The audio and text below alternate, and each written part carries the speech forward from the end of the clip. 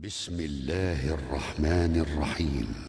اللهم ارحمني بالقرآن واجعله لي إماما ونورا وهدى ورحمة. اللهم ذكرني منه ما نسيت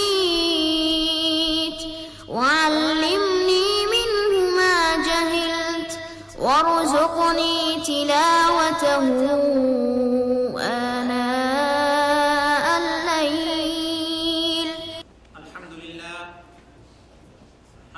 لله نحمده ونستعينه ونستغفره ونؤمن به ونتوكل عليه ونعوذ بالله من شرور أنفسنا وسيئات أعمالنا. من يهده الله فلا مضل له ومن يضلله فلا هادي له وأشهد أن لا إله إلا الله وحده لا شريك له وأشهد أن محمدا عبده ورسوله. أما بعد فإن خير الحديث كتاب الله وخير الهدي هدي محمد صلى الله عليه وسلم وشر الأمور محدثاتها وكل محدثة بدعة وكل بدعة ضلالة وكل ضلالة في النار. أعوذ بالله من الشيطان الرجيم. وكذلك أنزلناه قرآنا عربيا وصرفنا فيه من الوعيد لعلهم يتقون أو يحدث لهم ذكرا. ہر طرح کی حمد و ثنا، تعریف و توصیف، عظمت و بڑائی اللہ رب العزت کے لیے لائق ہے، جس نے ہمیں اس دار فانی میں پیدا کیا اور ہماری جسمانی اور روحانی ضرورتوں کو پوری کرنے کے لیے پوری کائنات کو ہمارے لیے مسخر کیا، جس نے ہمیں زندگی گزارنے کے لیے اپنی کتاب مقدس نازل فرمائی، بے شمار درود و سلام نازل ہو نبیوں کے سردار، نبیوں کے امام احمد مجتبیٰ محمد مصطفیٰ صلی اللہ علیہ وسلم پر، جن کے ذریعے اللہ تبارک و تعالیٰ کی کتاب ہم تک پہنچی۔ اللہ تعالیٰ نے اپنی کتاب کو جن مختلف مصلحتوں اور حکمتوں سے نازل کیا تھا، اس میں سے ایک حکمت یہ بھی تھی کہ بندے تقوی کی حقیقت سے آشنا ہو کر دنیا کی تمام خیر و بھلائی سے اپنا دامن بھر کر کے خوشبختی اور خوش نصیبی حاصل کریں۔ اللہ تبارک تعالیٰ فرماتا ہے وَكَذَلِكَ أَنزَلْنَاهُ قُرْآنًا عَرَبِيًّا، اور اسی طرح ہم نے اسے عربی قرآن بنا کر نازل کیا۔ وَصَرَّفْنَا فِيهِ مِنَ الْوَعِيدِ، اور اس کتاب میں ہم نے ڈرانے والی باتوں کو پھیر پھیر کر بیان کیا، یعنی بار بار تفصیل سے ہم نے بیان کیا، لَعَلَّهُمْ يَتَّقُونَ، تاکہ لوگ اس کو سن کر کے، اس کو پڑھ کر کے اللہ سے ڈریں، تقوی اختیار کریں۔ أَوْ يُحْدِثُ لَهُمْ ذِكْرًا، یا یہ کتاب ان کے لیے نصیحت پیدا کرے، اس کتاب کو پڑھ کر کے لوگ اپنے انجام کے بارے میں غور و فکر کریں۔ میرے بھائیوں، تقوی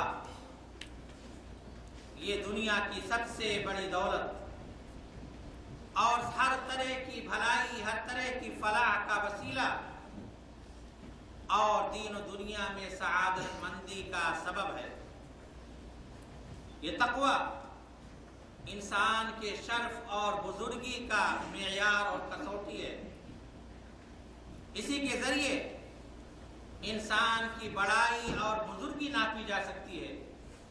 جو شخص جتنا بڑا متقی، جتنا زیادہ اللہ تبارک تعالیٰ سے ڈرنے والا، پرہیزگار، نیکی کرنے والا ہوگا، اتنا ہی وہ بڑا آدمی ہوگا۔ ان اکرمکم عند اللہ اتقاکم، تم میں سب سے محترم، سب سے باعزت شخص وہ ہے جو تم میں سب سے زیادہ اللہ تبارک و تعالیٰ سے ڈرنے والا ہے۔ تقویٰ کے معنی ہوتے ہیں کہ اطاعت اور عبادت کے کام کو کرنا اور منکرات سے بچنا۔ امیر المومنین حضرت عمر فاروق رضی اللہ تعالی عنہ نے حضرت ابی بن کعب سے کہا، دریافت کیا کہ تقویٰ کیا ہے؟ حضرت ابی بن کعب نے کہا کہ اے امیر المومنین، کبھی آپ کا گزر ایسے راستے سے ہوا ہے جس کے دونوں طرف خاردار جھاڑیاں ہوں، کانٹے دار جھاڑیاں ہوں؟ حضرت عمر رضی اللہ تعالیٰ عنہ نے کہا، ہاں بارہا ہے، گزر ہوا ہے۔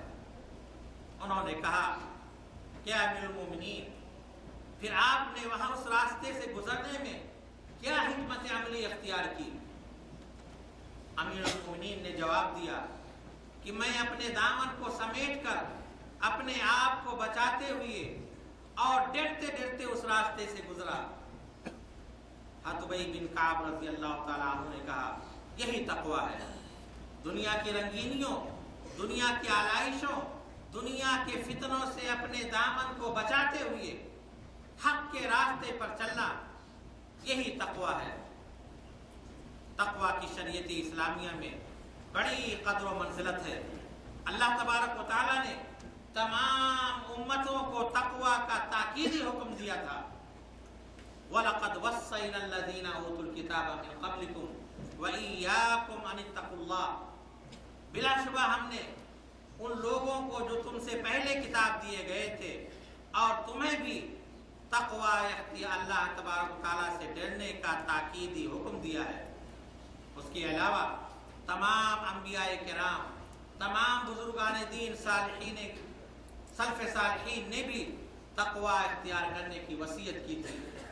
آپ قرآن کریم کا مطالعہ کریں گے تو جگہ جگہ انبیاء کرام کے قصوں میں ذکر ہے، ان اعبدوا اللہ واتقوہ، کہ صرف اللہ تبارک و تعالیٰ کی عبادت کرو اور اسی سے ڈرو۔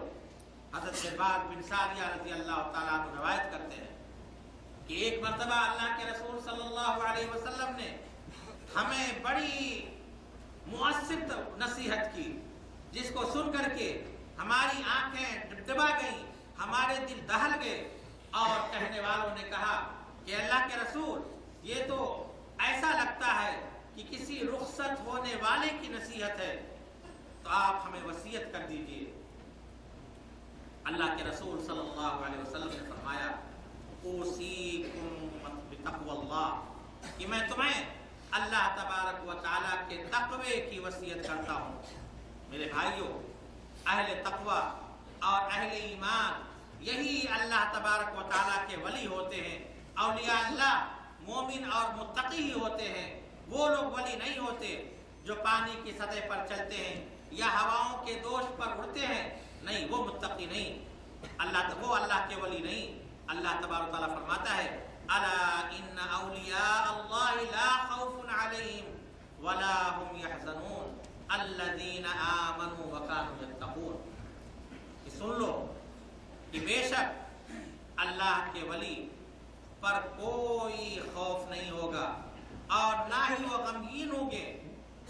الذین آمنوا وکانوا یتقون، اور اللہ کے ولی کون ہوں گے؟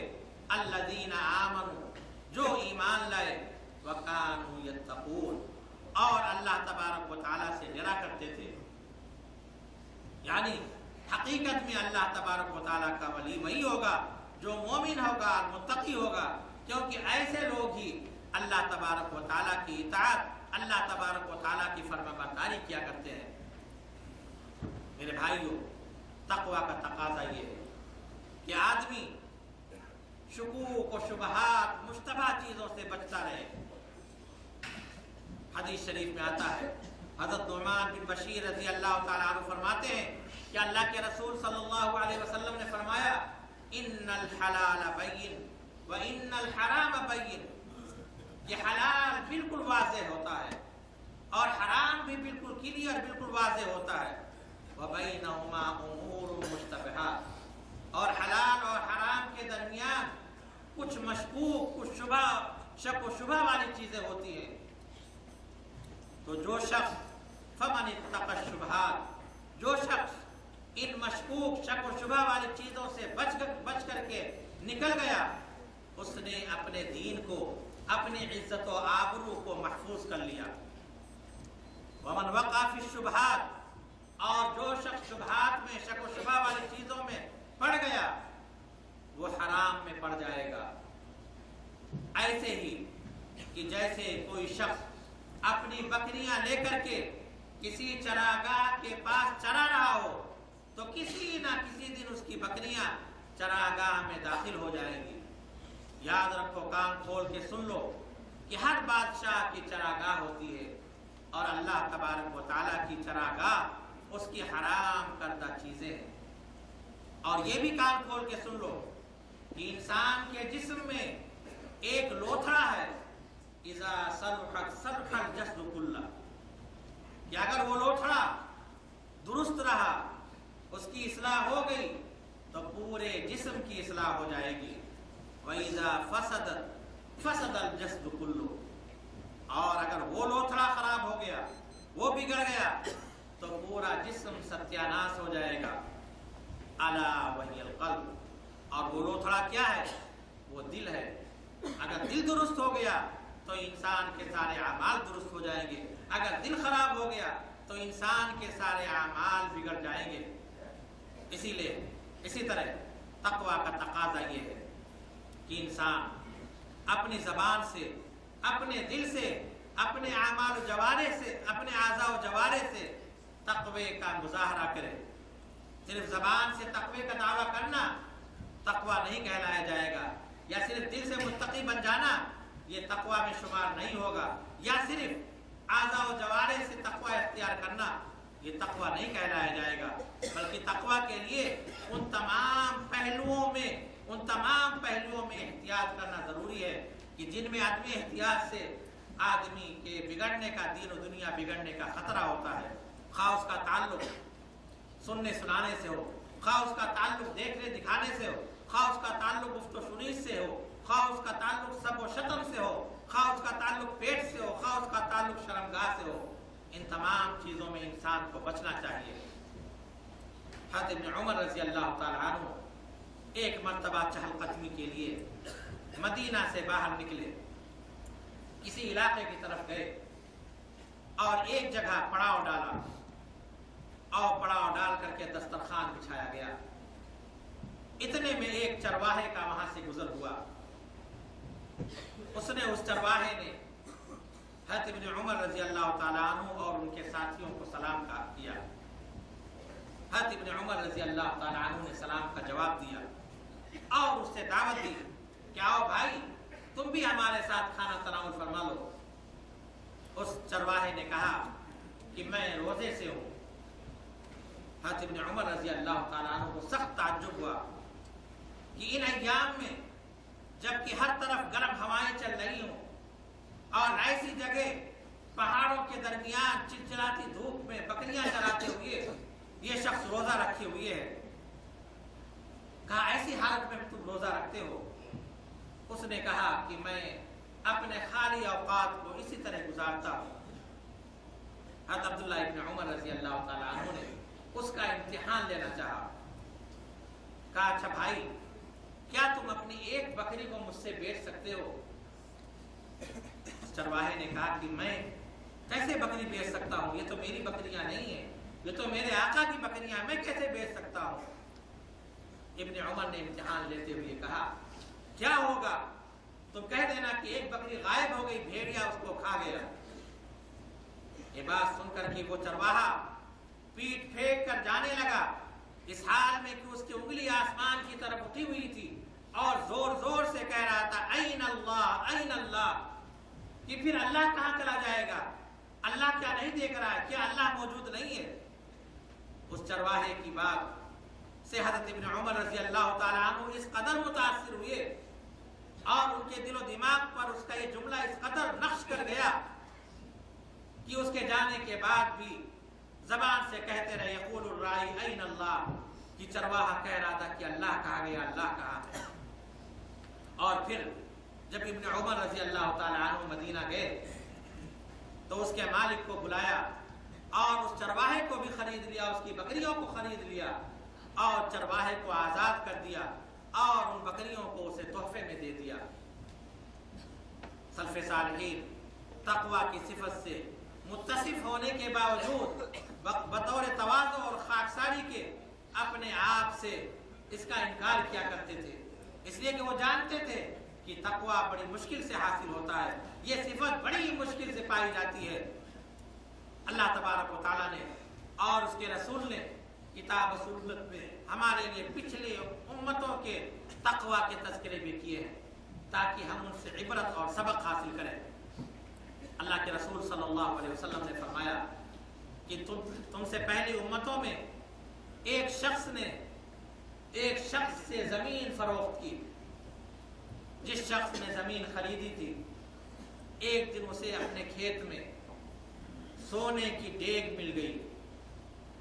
وہ شخص وہ ڈیگ لے کر کے زمین بیچنے والے کے پاس گیا اور کہا بھائی میں نے آپ سے صرف کھیت خریدا تھا، سونا نہیں خریدا تھا، اس لیے اس سونے پر آپ کا حق ہے، آپ سونا لے لیجیے۔ شخص نے کہا بھائی میں نے کھیت اور اس میں جو کچھ تھا میں نے بیچ دیا، اب میں کس بنیاد پہ سونا آپ سے لوں؟ آج ہمارا حال کیا ہے؟ آج معمولی بات کے لیے آپس میں لڑ پڑتے ہیں، ایک بھائی دوسرے بھائی سے لڑ پڑتا ہے، مقدمہ بازی کی نوبت آ جاتی ہے اور ہم اپنے ان بدعمالیوں کی وجہ سے لوگوں کو اسلام پر طعن و تشنیع کرنے کا موقع دیتے ہیں۔ ہماری کوتاہیوں کی وجہ سے شر پسند عناصر ہمارے خلاف اور ہمارے مذہب کے خلاف کیچڑ اچھالنے لگتے ہیں۔ راوی بیان کرتے ہیں کہ وہ دونوں اپنا مقدمہ لے کر کے قاضی کے پاس گئے اور سارا ماجرا بیان کیا۔ قاضی نے پوچھا کہ کیا تمہارے پاس اولاد ہیں؟ ایک شخص نے کہا کہ میرے پاس لڑکا ہے، دوسرے شخص نے کہا کہ میرے پاس لڑکی ہے۔ قاضی نے فیصلہ کیا کہ اس لڑکے کی شادی لڑکی سے کر دو اور یہ سونا جو ملا ہوا ہے ان میں خرچ کرو، ان کو دے دو۔ ہمارے رسول صلی اللہ علیہ وسلم امام المتقین، متقیوں کے سردار تھے، متقیوں کے امام تھے، آپ خود تقوی کی صفت سے متصف تھے۔ آپ نے فرمایا کہ اللہ کی قسم میں تم میں سب سے زیادہ اللہ سے ڈرنے والا، سب سے زیادہ اس سے خوف کھانے والا ہوں، اور وہ اپنے اہل بیت کو بھی تقوی کی صفت سے متصف کرانے کی تعلیم دیا کرتے تھے۔ حدیث میں آتا ہے کہ ایک دن حضرت حسن بن علی رضی اللہ تعالی عنہ آپ کے نواسے بچپن ہی میں کمسنی کے عالم میں تھے، تو انہوں نے ایک کھجور اٹھا کر کے اپنے منہ میں ڈال دی۔ اللہ کے رسول صلی اللہ علیہ وسلم نے دیکھا تو کہا تھوکو تھوکو، کیا تمہیں نہیں معلوم کہ صدقہ کا مال ہمارے لیے کھانا جائز نہیں؟ غور کریں، کم سن تھے، غیر مکلف تھے اور غلطی سے انہوں نے اپنے منہ میں کھجور ڈال لی تھی، لیکن اللہ کے رسول صلی اللہ علیہ وسلم نے گوارا نہیں کیا کہ ناجائز چیز ان کے پیٹ میں جائے۔ ایک اور روایت میں ہے، حضرت ابو ہریرہ رضی اللہ تعالیٰ عنہ فرماتے ہیں کہ اللہ کے رسول صلی اللہ علیہ وسلم نے فرمایا کہ میں کبھی کبھی اپنے اہل و عیال کے پاس آتا ہوں، اپنے گھر میں آتا ہوں اور کھجور کو رکھے ہوئے پاتا ہوں، اٹھاتا ہوں، دل چاہتا کھانے کو، لیکن پھر یہ سوچ کر کے نہیں کھاتا ہوں کہ ایسا نہ ہو یہ صدقہ کی کھجوریں ہوں۔ حضرت ابو بکر صدیق رضی اللہ تعالیٰ عنہ جو تقوی کے میدان میں بڑی بلندی پر فائز تھے، چوٹی پر پہنچے ہوئے تھے، اللہ کے رسول صلی اللہ علیہ وسلم کے بعد سب سے افضل بشر تھے، ان کا بھی قصہ سنیے۔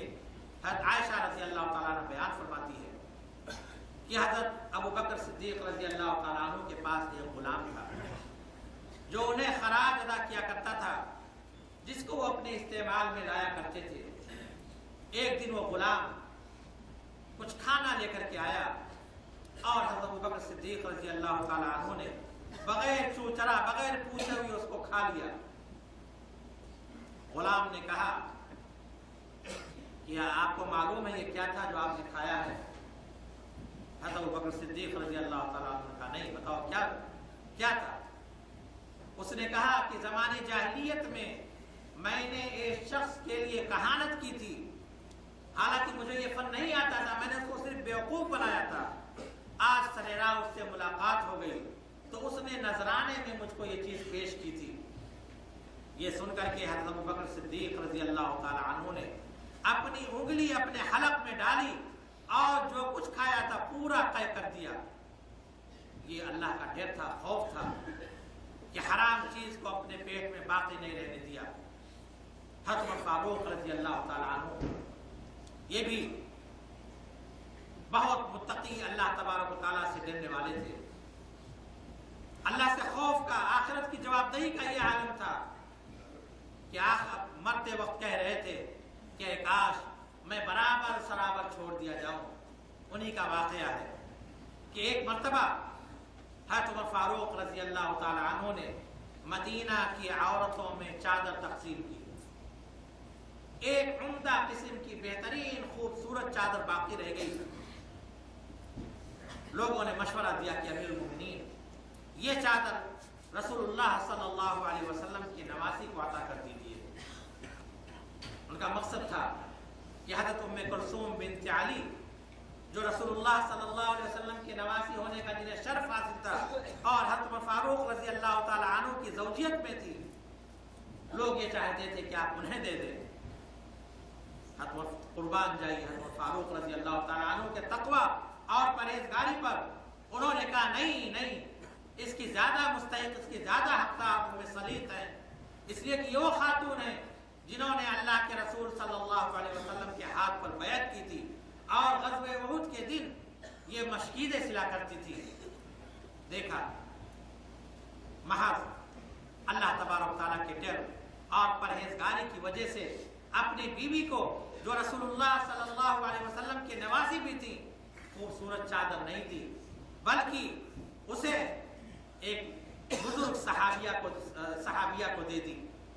میرے بھائیوں، تقوی کے ترک سے دنیا اور آخرت میں بربادی لازم آتی ہے اور اعمال صالحہ کی برکت چھن جاتی ہے، اور تقوی صرف زبانی دعویٰ کرنے سے، شیخی بگھارنے سے تقوی نہیں حاصل ہوتا، بلکہ اس راہ میں اللہ تبارک و تعالیٰ کی راہ میں جد و جہد کرنے سے، عمل کرنے سے، کوشش کرنے سے تقوی حاصل ہوتا ہے۔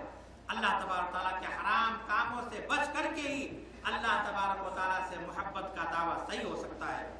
اس لیے میرے بھائیوں، ہر مسلمان کو چاہیے کہ اللہ تبارک و تعالیٰ نے جن کاموں کا حکم دیا ہے ان کاموں کو بجا لانے کی کوشش کرے، اور جن کاموں سے روکا ہے ان کاموں سے رک جانے کی کوشش کرے، تبھی وہ اللہ تبارک و تعالیٰ کا نیک بندہ، اللہ تبارک و تعالیٰ کا محبوب بندہ بن سکتا ہے۔ اللہ تبارک و تعالیٰ سے دعا ہے کہ اللہ تبارک و تعالیٰ ہمارے دلوں میں اپنا خوف جاگزی کر دے، اور ہر کام میں اللہ تعالیٰ اپنا ڈر ہمارے دلوں میں پیدا کر دے، اپنی محبت ہمارے دلوں میں پیدا کر دے، اور جب تک ہمیں زندہ رکھے ایمان کے اسلام کی حالت میں زندہ رکھے، اور جب ہمیں موت دے تو ایمان کی حالت میں موت دے۔ اقول قولی ھذا واستغفر اللہ لی ولکم ولسائر المسلمین من کل ذنب فاستغفروه انه هو الغفور